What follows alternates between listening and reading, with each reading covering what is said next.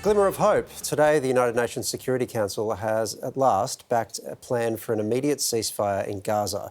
Israel and Hamas facing unprecedented pressure to end the war.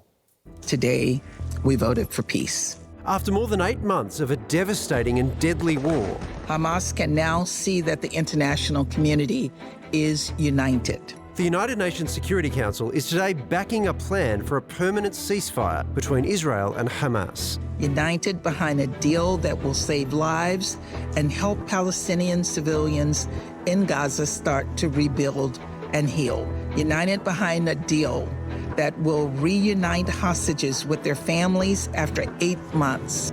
The deal, a 3-phase plan drafted by the US, begins with the release of hostages, working towards a permanent ceasefire and the reconstruction of Gaza. 14 out of 15 members voted in favour. Only Russia abstained. It offers a glimmer of hope to the Palestinians. Hamas has said it welcomes the resolution, but is yet to endorse the plan as a whole. The only party that's not said yes is Hamas.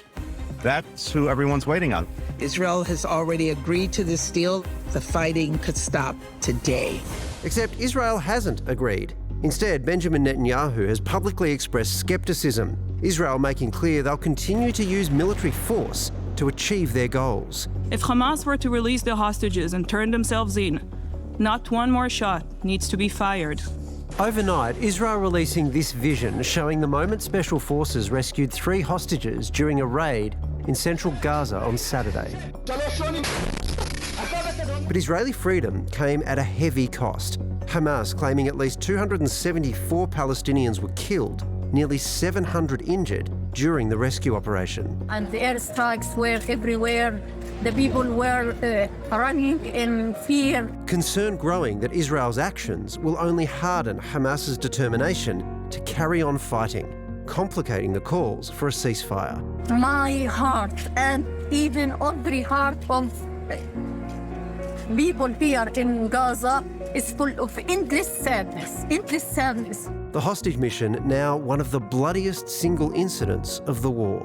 You can't see here no hope, no dream, no thinking about tomorrow. No, they killed everything inside us. Sydney surgeon Sanjay Adusumilli has just come back from Gaza after spending 2 weeks working at Al-Aqsa Hospital. He joins us now. Sanjay, it's nice to see you. Can you tell us what it was like over there on the ground? And we should probably warn viewers that what you saw was pretty harrowing. It was, unfortunately. So the situation there is a lot more dire than what we appreciate here in Australia. So when I first entered Gaza, I went in with a bit of ignorance, not being wary of what I was going to encounter. You get hit by the sound of constant drones flying overhead. There's a barrage of missile strikes constantly occurring. The conditions which people are living in really impact you. So it's a city full of tents now where people are residing in crowded tents. There's roughly 10 people per tent. And for every tent, there's one toilet. So you can imagine that when there's diseases, these sorts of things spread very quickly. There's no food, there's no sanitation, so there's rubbish all over the ground, there's sewage all over the streets where kids are playing. And the hospitals are at a breaking point where there's only a number of standing hospitals left. I think there's only 3 altogether, which are only partially functioning and essentially catering for over 2 million people. And it's a fledgling healthcare system where people are dying as a result. We hear there's limited medical supplies. You're a doctor. It seems like an impossible task. How are you able to treat people? With difficulty. So everything that we used, we tried to keep it, we tried to minimise the amount that we would utilise. So say things like a surgical stapler that we would use once and we would throw out. There we were using it over and over again by wiping it clean and putting a new cartridge in and using it again. If we didn't have drapes, we would use surgical gowns to be utilised as drapes. There was a huge shortage of anaesthetic and analgesia, and that was the big thing. We couldn't take any things like morphine and heavy sort of medications that would treat pain after having these traumatic injuries. So there was a lot of suffering that was occurring, and the saddest part is that there was trucks and buses full of that just outside the border that weren't being let through. I'm wary of the fact that it's family time slot.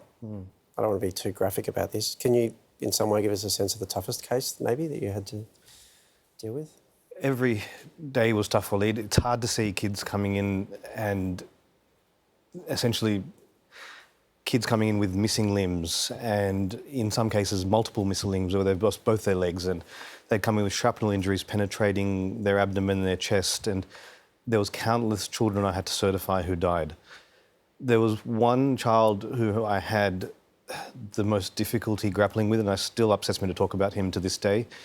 He was a 12-year-old boy who was at home, which was struck by a missile, and he had a huge penetrating injury to his abdomen, and there was an exit wound through his buttock. He came in with his intestines hanging out, and I remember seeing this poor kid, and I was treating him, and his eyes were watching me, and he had this piercing gaze, almost this wanting for me to save him somehow. And I took him to the operating theatre urgently. I had to staple off bits of intestine because he had holes throughout it. He'd lost his rectum, he'd lost his genitals, he'd lost his bladder, and he had shards of intestine hanging out through his buttock. And I remember operating on him and thinking, am I doing the right thing for this poor kid? Is this kid, if I save him, is he going to have a good life? So we essentially did what we could. We packed and compressed away the bleeding vessels in his pelvis, and I remember having to pick away shards of bone that had shattered and that was essentially dispersed around his abdomen. And there was no intensive care bed, so he had to go back to the ward. He was fully awake. So in Australia, we would keep these children asleep and paralysed until they've recuperated. And unfortunately, that child passed away that night, and he didn't survive, but he survived only on Panadol. So he not only died, he died a death that was horrible, inflicted by pain. And that story, to me, epitomises a lot of the kids that come in. It's just horrific injuries that they come in with. We've seen so much footage of Gaza here. Were you prepared for what you saw? Absolutely not. To be honest, I went in there with a lot of ignorance, and I didn't know much about the conflict. I'm a humanitarian. I'm not pro any particular country, but what I am is for humanity. But when I went there and I saw what I did, I felt like it's a responsibility now to come back and share what we have seen so we can try and impart some change. Because really, at the end of the day, it's just humans fighting humans. We're causing our own damage, and to what need, to what end? And all I went there is to fix the damage that other people have caused. How do you sleep having those horrific images seared into your... It's very challenging to talk about. To bring this up and discuss it, it's pretty hard. When I first came back, I had a lot of vivid dreams where I was waking up to bomb blasts and blood everywhere and these sorts of unusual things. That's gotten a lot better, and you can function on a day-to-day basis, but when you talk about this stuff, it's actually very, very difficult. Do you think you'll go back? Have to. There's no choice. I think it's like a responsibility now. After having seen what medical need these guys require, I think I have to go back. There's no choice about it. I gave him my word. There is, of course, the possibility of the ceasefire deal. Just an update on that. So we've just heard that Hamas has apparently accepted the UN Security Council resolution. It says it's ready to negotiate over the details. I don't know what that means in the long sweep of these things. I don't know what Israel will do, and I don't know whether the devil will be in the details, but that is the latest on that story. Just to update what we had just put to air. Sanjay, thank you very much. My pleasure. Thank you.